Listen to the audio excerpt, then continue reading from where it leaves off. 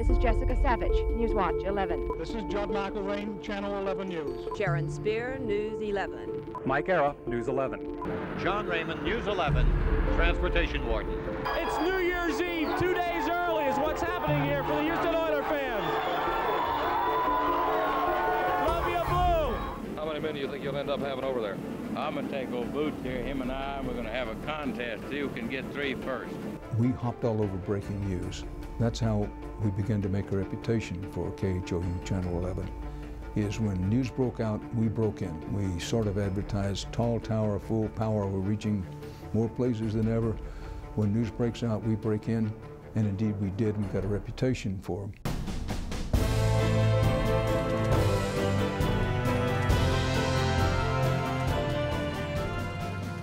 Good evening, and thanks for joining us as the KHOU 11 family celebrates 60 years of standing for Houston. Tonight, we're going to take a look back at a few familiar faces and remember some of the stories that have impacted our community along the way. There have been a lot. Some remarkable people have played a vital role in building KHOU's history.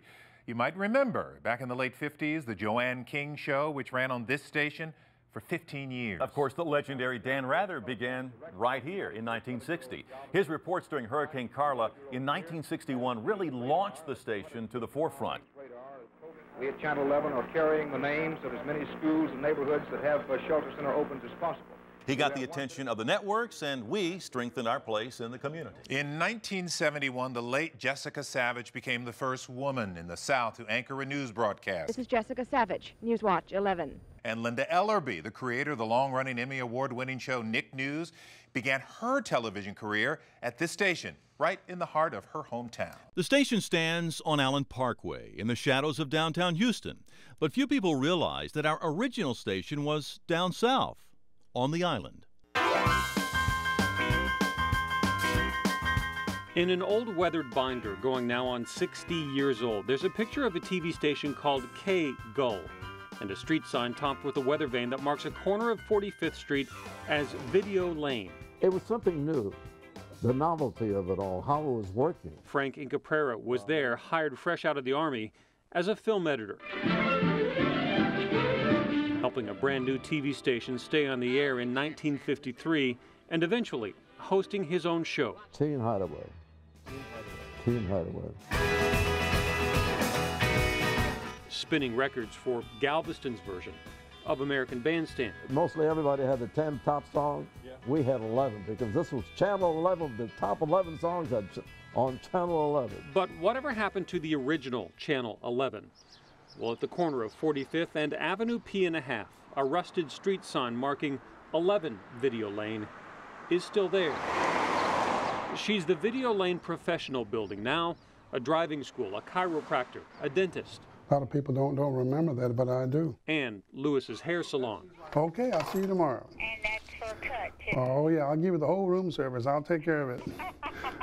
His barber shop is now in the same building that he once toured as a starstruck 10-year-old kid. And the fact is, it's just that you're part of it and you don't want to leave. It's just part of your roots. My trucks! KHOU would eventually become KHOU and move to Houston. But the pioneering days of live TV started here. Legendary performers like Utah Carl, visits by Ed Sullivan at a station part owned by Hollywood megastar Jimmy Stewart. Hank Williamson was the KHOU program director who picked him up at the train station when he came to town. And he says, wow, gosh, it sure is flat here. And inside the old building, some joke that the ghost of Jimmy Stewart may still roam the halls, especially in the original TV studio, which is now home to DLJ Studios. It's a video and TV operation again. If you do believe in that, this place is probably roaming with ghosts. And every now and then you might just think you just saw someone pass by, not really seeing any entity, but it's like something just moved here. When KHOU packed up and moved to Houston, Frank Incaprera stayed behind. He wanted to stay in Galveston. His TV days were over. But even at 88 years old, his memories are still vivid. For me, it was fun. I enjoyed it because it was television. Television born in Galveston, and 60 years later, still going strong. One man who preceded us is here tonight. He anchored the 5 and the 10 o'clock news for 23 years and hosted Steve Smith Sunday for 10 years. But today, you're going to find him spending time with his family, traveling, fishing, of course, and just enjoying life. Steve, welcome. My friend. Good to see you. I am doing great. It is great seeing you here again tonight. You know, you are well respected not only here but across the country, and you worked with a lot of well respected people as well. I did. Let's take a little stroll down memory lane. Love to. First of all, what do you remember about Ron Stone? I remember Ron as being, first of all, a heck of a competitor. I think he raised the level of anchoring in our community considerably just by virtue of who he was and what he did. And the warmest communicator, I think, on television that I have ever seen on a local level. He was very good. Another one who made his mark here was Sylvan Rodriguez, and he's a guy who died long before his time. What do you remember about Sylvan? What I remember most about Sylvan, again, was he was an excellent anchorman, but Sylvan did something that I would not have the courage to do, that many people would not have the courage to do. He took his illness, the terminal cancer, and he made something good out of it. He took it on television, and I think he gave strength to a lot of people who have to deal with cancer. You also worked with a mutual friend of ours, a guy who was sports director here for many, many years, Giff Nielsen. Gifford. I have to put Giff and our friend Neil Frank in sort of the same category. Neither of them was ever a professional broadcaster, but I'll tell you what, both of them were outstanding communicators, each in his own way. But you didn't miss a lot of the big stories, because you have several that you remember. They were like changing politics through the course of the time here at Houston. Well, in a period of 30 or 40 years, we have seen this state flip from totally Democratic to overwhelmingly Republican, at least on the statewide level. We have seen the advent of women, with Kay Bailey Hutchison, of course, our old friend Kay Bailey Hutchison, Kathy Whitmire was elected mayor here. Ann Richards, the governor. And of course, now Houston has taken it a step further and elected an openly gay mayor. This state has changed so much in so many ways, but I think it's only the beginning in terms of the change that's happening in Texas. You and I have talked about this in the past, how you love the arts, and you got to travel with the symphony for a while. That had to be a great memory. I did. I made 4 trips with the Houston Symphony to various parts of the world, to Asia, to Singapore, to Japan. Another one of the great trips was an historic one, your trip to Berlin. By far, it's the most important news story I ever covered. It emotionally, politically, in every way, when people ask me what story do you remember most, it always boils down to Berlin. I remember some big stories. I was there in Moscow when the tanks were rolling up on Yeltsin's government. I was there in Vietnam long after the war. But one of the things I remember most about being here happened, I guess it was in January of 2003, and that was when George W. Bush said, we're going to war with Iraq. And I certainly remember things like running through the streets with the Marines trying to dodge some of the sniper fires that was coming in. I was there when the Marines pulled down that statue of Saddam Hussein there in the square in Baghdad, walked through some of the palaces that Saddam Hussein had owned and where he had figured out his plans, the way he was going to operate against the U.S. military and against his people for many, many years. But the story I remember most was when I went with the Marines with an Iraqi freedom fighter, and we went with him as he goes back into his village, and for the first time in 10 years, he sees his mother, his father, brothers and sisters he hadn't seen, nieces and nephews who weren't even born when he left. He sees them, and he has that reunion for the first time. I'll never forget the look on his face as he hugs his mother in that tear-soaked hug. Within just a few minutes, that small group of Marines and one American journalist, one from KHOU, was there sitting on the dirt floor of that hut as they celebrated the return and freedom for a man that they thought would never be free again. The opportunities that this kind of job and this kind of work offers are limitless, and all I can say is enjoy it while you can. You know, Steve, it is always a pleasure. Thanks for inviting me. You made a huge mark on this station and on the city. We really appreciate you being here. It's always great seeing you and catching up. All right, we're going to be back in just a few moments. Looking back at some of these stories, it really is exciting to see just how far we've come in just 60 years. We'll be back. The efforts toward covering Hurricane Carla proved a point to us. There is much that television can do toward performing a vital public service.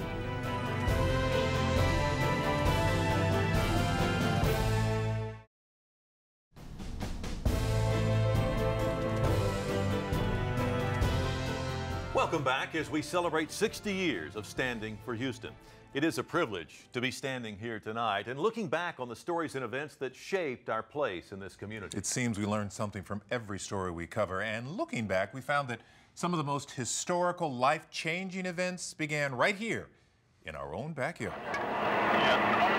In the 60s, America's Deep South had reached the boiling point. But in the hot streets of Houston, things were relatively cool, even if they were not calm and collected. When I came to Houston, I found a southern climate, and it had all of the blatant signs of Jim Crow.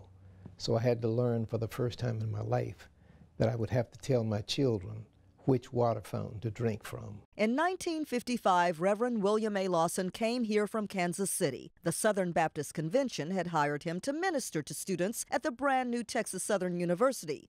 But there was growing anger in the local black community, mostly among veterans. These were World War II veterans who came back after having been respected when they were in uniform.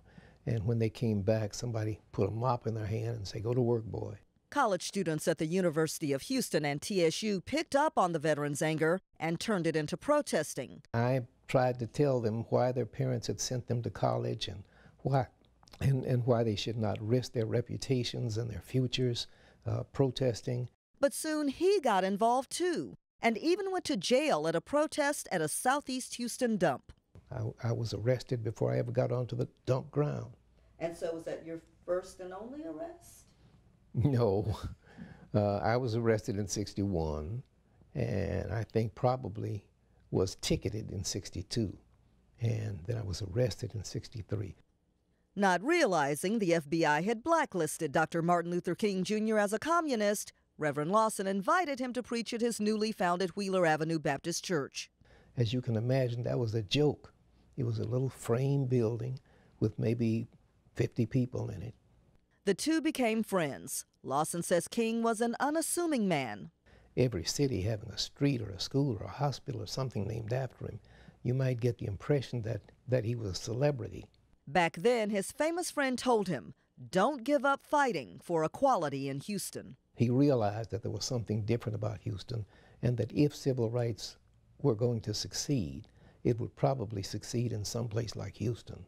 City leaders liked being known for astronauts and the Astrodome, not civil unrest. So Lawson says they hatched a plan to desegregate the city in a single day. There were children who would get on the bus, and white children who would run to the back, because at that time buses had big windows, and they had always wanted to look out those windows, and we would open the doors of places like Foley's, and you could always go in and look, but you couldn't go in and try on a dress or try on shoes. And we'd simply open the door and we'd welcome them Walmart style. Come on in and try on something.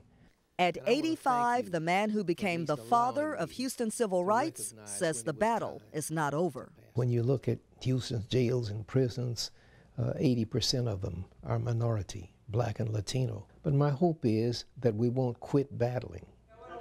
That's a good point. Thank you. And it wasn't that long ago that women claimed their rightful place in the workforce. Here at KHOU, it was about 40 years ago that one of our first female reporters, Linda Ellerby, set the stage for future journalists. You have to understand that how we got in the business, and we rode in on the shoulders of the civil rights movement and the women's movement of the 60s and the 70s. How were we treated? Well, in Houston at the time, the mayor at that time, every time I would go into his office to interview him, he would start by saying, "Hi, girlie." So there was some of that, and it was a bit of an all-boys club. But I have to say that at KHOU, starting with Dick John, the news director, and all the way through the newsroom, I never felt discriminated against because I was a woman. In fact, it was the people in that newsroom, most of them men, come to think of it, almost all of them men, except for me, they treated me well and they taught me. They taught me a craft that has supported me well all these years. I owe them far more than I can ever say. Paving the way for equality in Houston hasn't always been peaceful. And in 1978, a violent fight erupted in Moody Park over strained relations between police and many people in the Hispanic community. One of the vehicles turned over and burned in the fracas belonged to KPI. The Moody Park riots resulted in 40 arrests and hundreds of thousands of dollars in property damage. Hopefully, time has brought understanding, and hopefully the days of racial inequality is behind us, and we'll continue to progress with tolerance and respect. We'll be back in just a moment.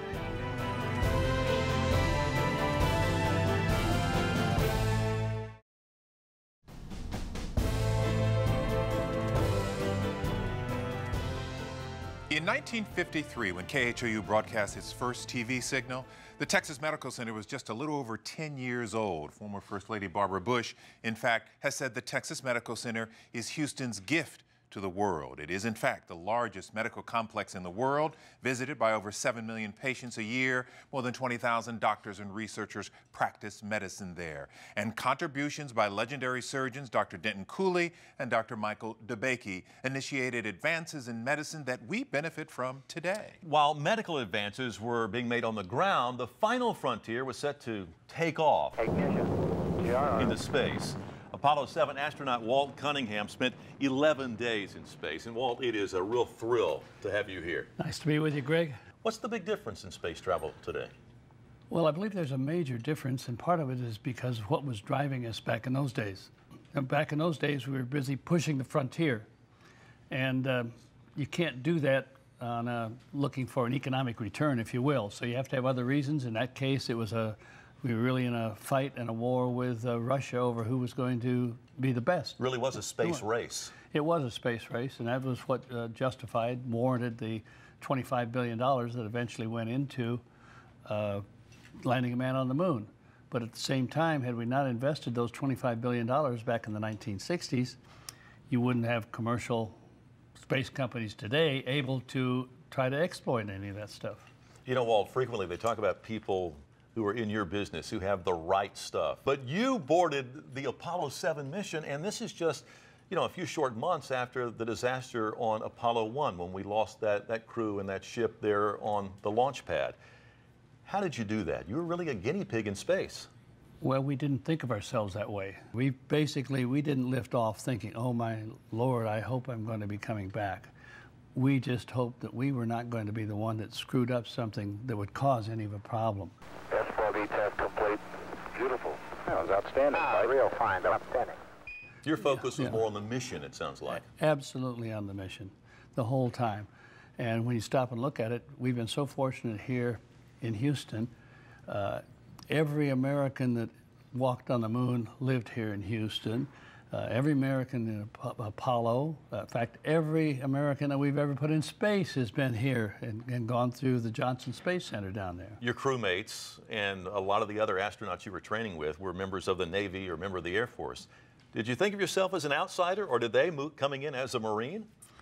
Well, they always like to look at the Marines as an outsider, but we always said, you know, you can always tell a Marine, but not much. And I was quite proud to be here as a Marine. John Glenn was a Marine. I was the second Marine to fly in space. But at the same time, back in those days, NASA, they were a civilian space agency. Neil Armstrong was the first civilian. So since I was flying with the reserves and going to college at the time, they listed me as the second civilian down there. So I was both a civilian and a Marine. Civilian, yes. Wow. What were conditions like once you stepped through that hatch? Well, it was, compared to the earlier vehicles, the Mercury and the Gemini, it was quite spacious. In fact, we sent live television back from space. Coming in, folks. It's loud and clear. And I think the Johnson Space Center has helped build Houston. Walt, you're a pioneer. We really appreciate it. Thank you so much you for everything you've done for the country and for space travel. Well, I also want to thank Texas for having me here for 50 years. Oh, it's been a privilege. Thank you very much. We appreciate you being here. The Final Frontier opened up endless opportunities for discovery and the ability to see live pictures from space, and it left a lasting impression for those of us on Earth. We'll be back in just a moment. Theirs is the spirit that built America.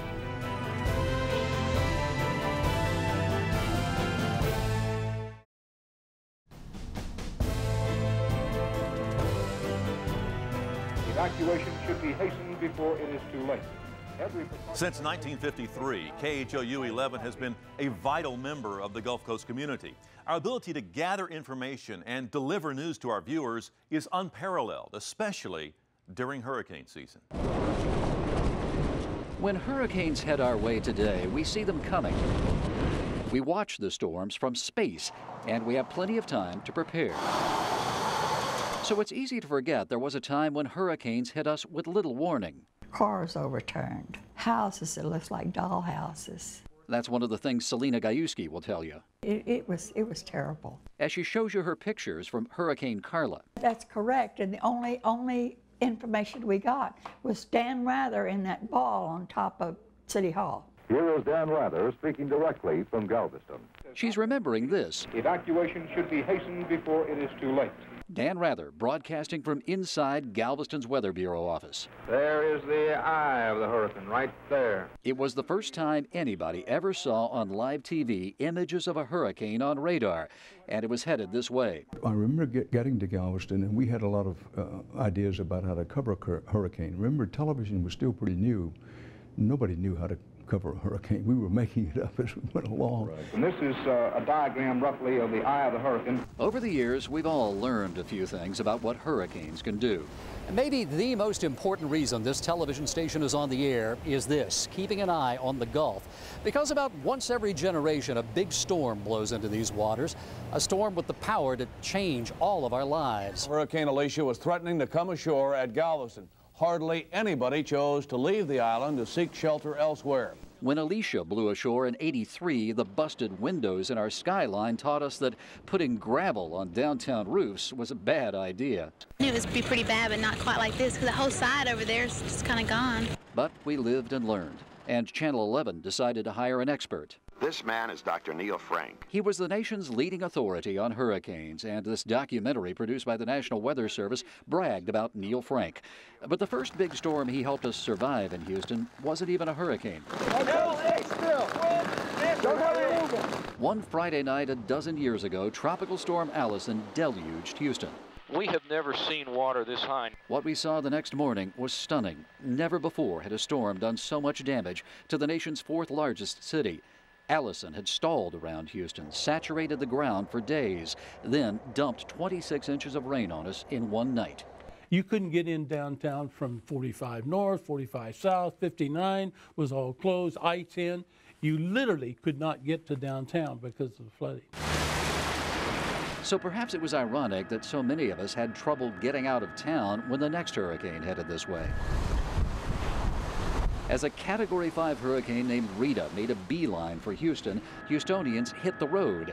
But Rita took a last-minute turn, and around here, the massive evacuation turned out to be a bigger disaster than the storm. Once again, we all learned some lessons. Lessons that paid off 5 years later. Ike became the first hurricane to directly hit Houston in a quarter century. By this time, we had learned to run from the water and to hide from the wind. But more than anything else, during the long days and weeks that followed, when some of us had no power, no food, no homes, we learned we had to help each other. And after all these years, maybe that is the most important lesson all of us have learned for the next time a hurricane heads our way. Dr. Neil Frank, it's good to have you with us, my friend. Well, it's just great to be here. It seems like we ought to have a drum roll because this is the official day after months and months of getting ready. You're here. Doc, it's a pleasure to see you again. Welcome to be a part of this anniversary edition. Now, let's talk about the history here. You started with the National Hurricane Center in 1961. You eventually became the director. That's right. Then you came to KHOU in 1987. Your first time doing television weather forecasting. What was that like for you? It was tough. The transition was really difficult. See, you people are used to 3 minutes, 5 minutes, and get out. Right. I wasn't used to that. I'm wondering, Doc, how your family felt. I know you're a big family guy, a man of faith. They're watching you on TV all of a sudden. That was a very different thing, wasn't it? Well, it was, but they adjusted to it very quickly. What do you recall as the most memorable weather event while you were on Channel 11, those 20 years? Yeah, well, there's no question about Ike, and there's no question about Allison. Those were big events here. But I can remember in December, I believe it's 21st, 1989, Temperature went down to 7 degrees. 7 degrees in Houston? 7 degrees. We were below freezing for 50 hours. But you know, we've had some other events too. There are no reports of an F5 tornado ever hitting the Houston area, but we have had an F4 tornado. It happened in this Channelview neighborhood back in November of 1992. The twister was about a mile wide. Hundreds of homes were destroyed, many torn right off their foundations. But this is what was left of the house. You have collected an astounding number of photographs that shows tropical storm damage on the coastline, both before and after. Talk about the ones that stand out to you. Well, I remember here locally, about every 3 years, we'd take the helicopter down and fly along the coastline in Galveston, and I've got a picture of every house on Galveston Island. Then we went over in the Bolivar Peninsula and did that too. So why were you doing that? Well, because then when we had a storm, we went right back afterwards. So we did that during Ike, and there were 50 houses on Galveston Island that were totally washed away. Now that sounds bad, but on the Bolivar Peninsula, the dirty side. Yeah, out of the 5,000 homes they had out there, 3,500 of them were totally washed away. You are still on call with us every hurricane season. How long are you going to do that? I don't know, okay? But it's a real thrill to come back in every time. You still enjoy it? Oh, yeah, and here's what I'm telling you. You don't want to see me this summer because that means there's a hurricane. This is true. This is very true. We'd like you to come by and visit, just not because of a storm. That's right. Doc, it's great to see you. Good. It's a pleasure. Okay. And our 60th anniversary edition will continue in just a moment. Okay, so your car or your truck got caught in last night's rainstorm and it's underwater. Now what do you do?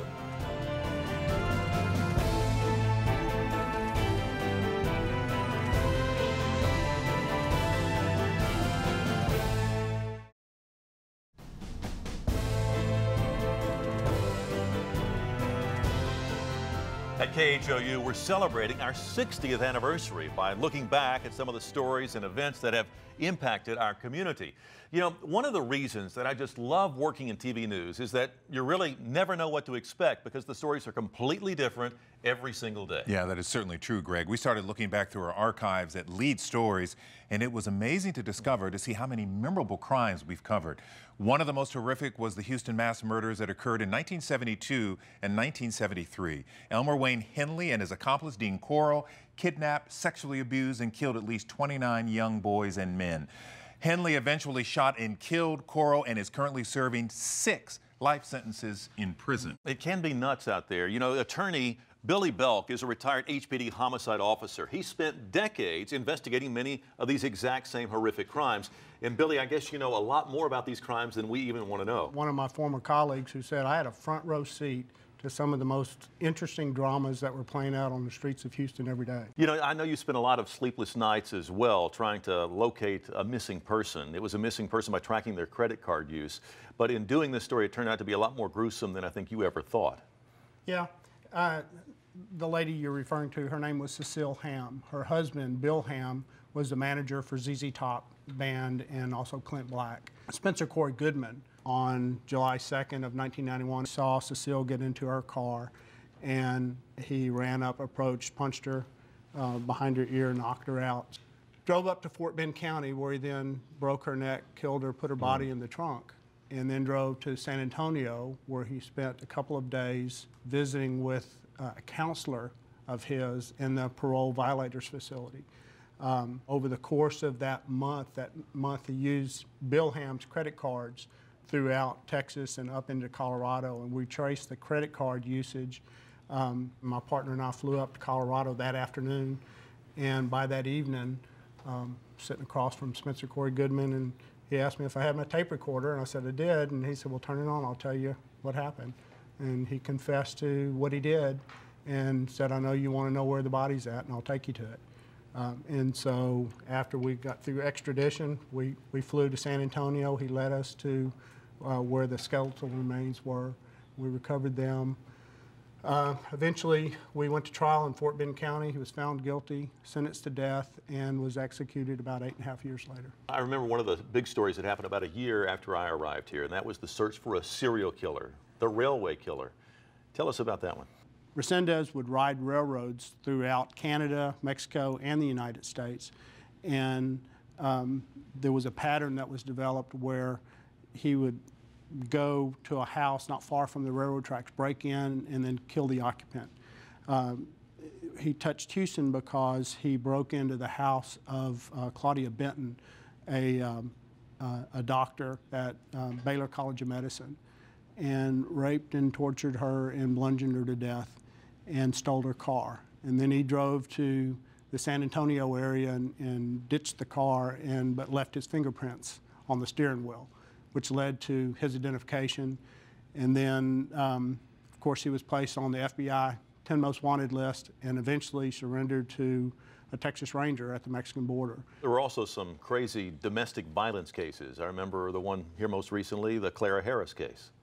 Yeah, Clara Harris, she suspected her husband of infidelity, so she hired a private investigator to follow him. The private investigator followed her husband to a hotel and videotaped him with another woman. Notified Clara Harris. She grabbed her stepdaughter and drove in her Mercedes-Benz to the hotel, saw her husband walking through the parking lot, and used the Mercedes-Benz to run him over multiple times. And then the Susan Wright case, that was the one, I guess back in 2003, when she was accused and later convicted of stabbing her husband almost 200 times. Yeah, I think the count was 193 times.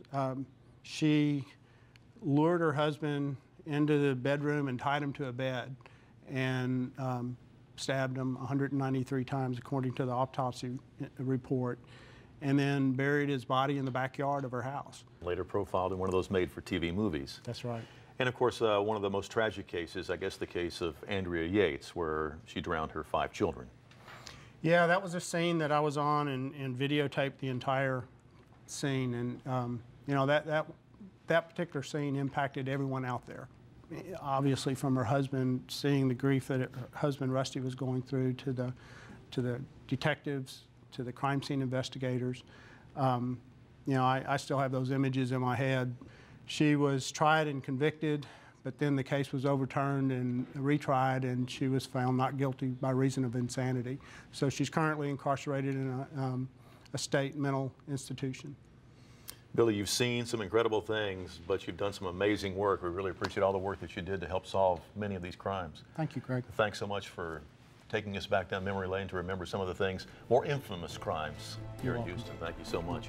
In January, Houston City Mayor Anise Parker announced that the overall crime rate in the Bayou City is down. The murder rate dropped 27%. And I guess it would certainly be nice to see a decline in these crazy, kind of horrific crimes as well. We'll be back in a moment.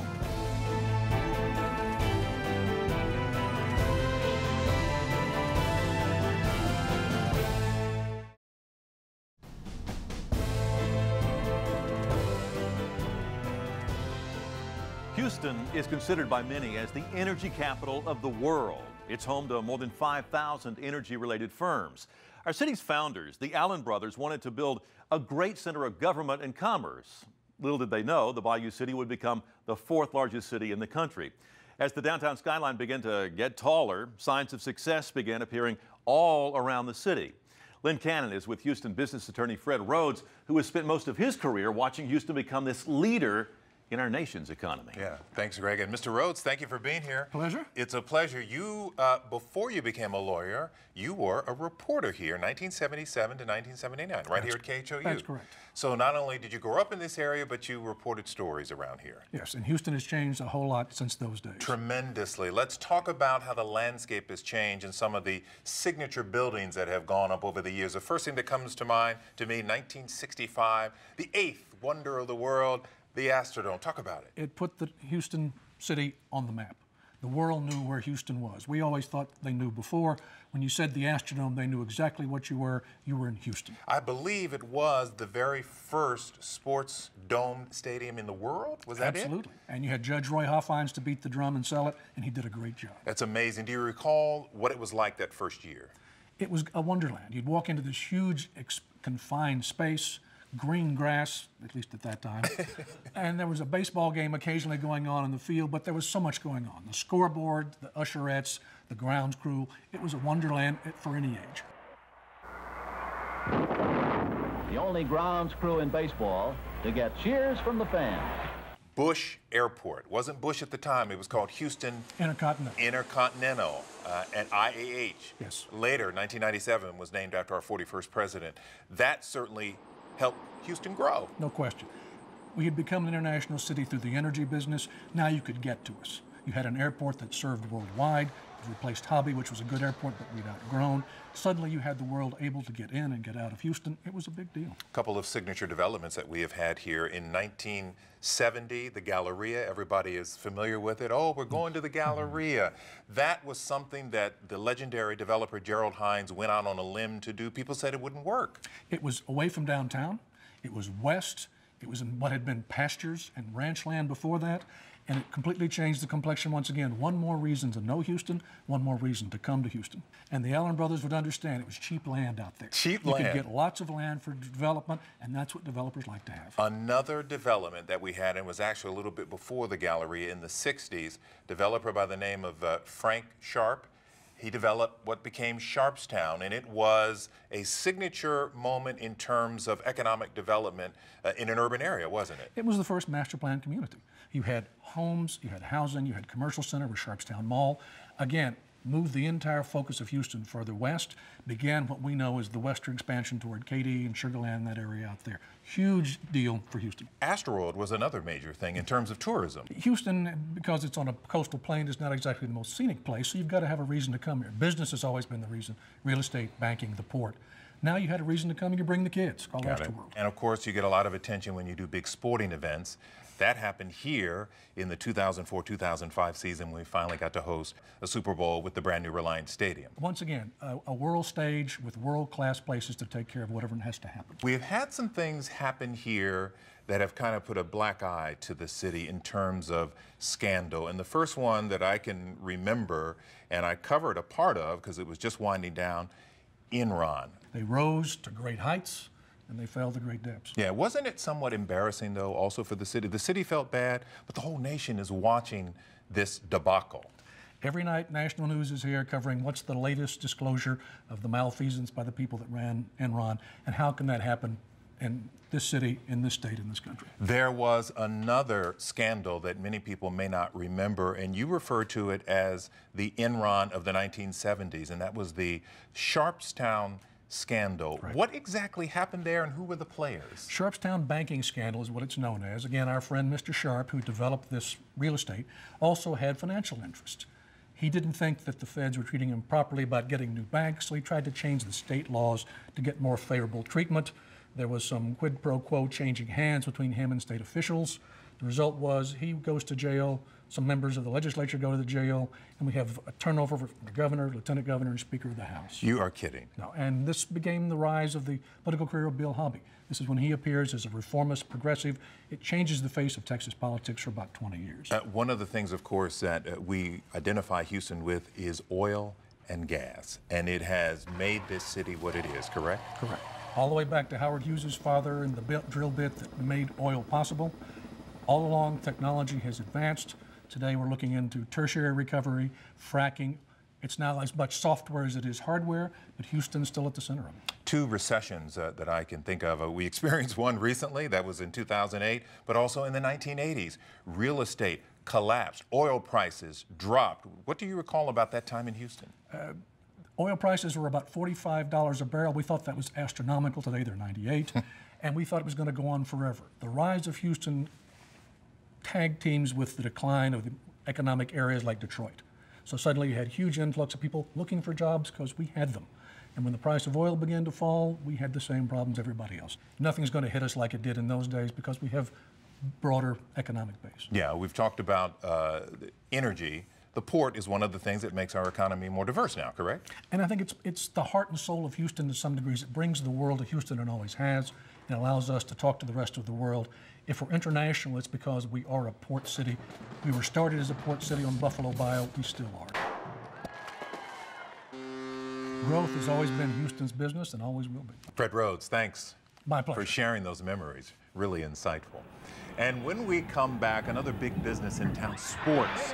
We'll take a look at some sports highlights we think are memorable with KHOU Sports Director Bob Allen.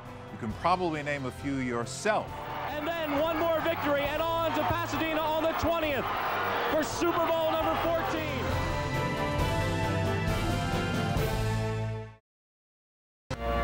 "21 balls thrown out by the nation's first 21 astronauts." KHOU is celebrating its 60th year in Houston, and just when you feel like the station is riding as high as it can get, someone comes along and just sends you right over the top. This past spring, we welcomed in Houston sports legend Bob Allen to the KHOU family. I think I read that just the way you wrote it. It's exactly. I like you didn't emphasize legend quite enough. Quite enough. It was fun. We're working on it, but it is great to have you here. It's great to be here. I feel so at home. Bob, there are a lot of memorable moments when you talk about sports here, and you certainly have covered much of the memorable moments. Let's talk about the Love Ya Blue days. That stands out as a major highlight. I think that was the greatest marriage between a city, its fans, and a team that there's ever been in any city.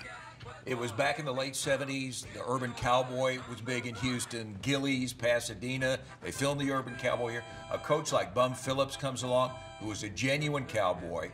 The team had a true cast of characters.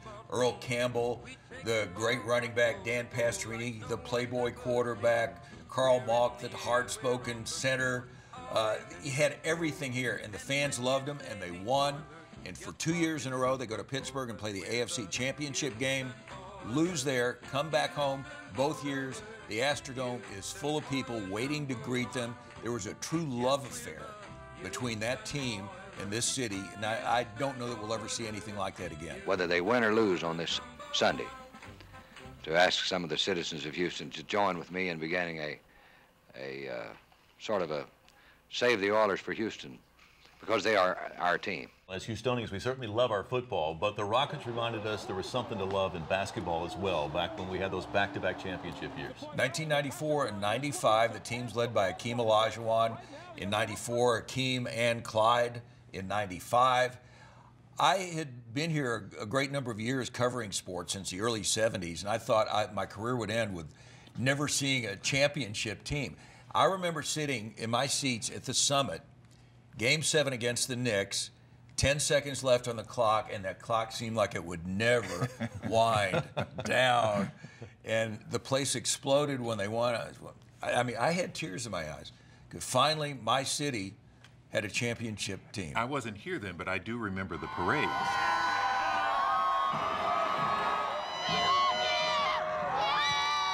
100,000 people, I think they said, lined the parade route. The guys were on top of fire trucks. And that was a love affair between city and team, too. When you talk about baseball, the last few years, of course, we haven't had much to cheer about. It's been a drought. It's been a drought for the Astros. But we got close in 2005, didn't we? 2005 was the only World Series. We thought we were going to win it here at Minute Maid Park, and everybody was getting ready to have the champagne, and Louis Pujols took Brad Lidge out of the ballpark. In the air, left field, and Pujols has given St. Louis the lead. A dramatic, towering three-run home run. So they had to go back to St. Louis to win that game there, and then from there on to Chicago for the first World Series. Stunned in disbelief here in Houston. It's amazing. We know you've been here for a while. We won't ask you to remember the Colt 45s. I do remember the Colt 45s. In fact, I went to the very first Colt 45. I've got the ticket at home. Do you really? Of the very first Colt 45 game where they played the Cubs in the old stadium. While they were building the Astrodome, it was out in the parking lot of the Dome, and it was hot. There were mosquitoes. It was nasty and miserable, but it was Major League Baseball in Houston. Our lovely Spacettes. Now, the Astrodome, of course, was a major thing when it came along, but in the last 10 years, we have these 3 brand new venues that you've watched go up. Traveling the country as I have, covering sports, Houston has the finest group of sports venues of any country. Without question. I mean, we've got Toyota Center, which is a wonderful basketball arena, Reliant Stadium, a beautiful football. Minute Maid Park doesn't get any better than that. And then you've got BBVA Compass Stadium, the brand new soccer stadium. Beautiful. There's not a city in the country that can top our venues. Houston can host a big event. We've hosted Final Fours, we've hosted All-Star Games, World Series. I remember this will be the third Super Bowl that Houston has had coming up in 2017. I was at the first Super Bowl that we had, Super Bowl VIII, at Rice Stadium between the Dolphins and the Vikings back in 1974, and it's amazing how that game has grown. It was just another game. Just another championship game. A championship but game. It wasn't a big Super Bowl with a kettle drums, boom, boom, boom. Yeah, and now, I mean, the game may be the smallest part of the whole week. We were doing our newscast out on the streets because there were concerts in the streets, and the NFL Experience was at the Brown Convention Center, and then, of course, the big game on CBS. It's an amazing, huge event, and it's great for the city. I know you have interviewed a lot of big-time sports people here. Who stands out, and I hate to put you on the spot, in terms of the biggest character in sports in Houston that you've met, interviewed? Probably Charles Barkley. Why am I not surprised? Probably Charles. Charles was the most honest, funny guy. He was real. He was true. What he said was what he meant. And an aside to Charles about what a good person Charles was, when my dad passed away in 2000, Charles was one of 2 athletes to call my house to check and see how I was doing. Wow. And that means a lot to you. Touched you, I'm sure. Yeah. I was thinking, too, maybe George Foreman.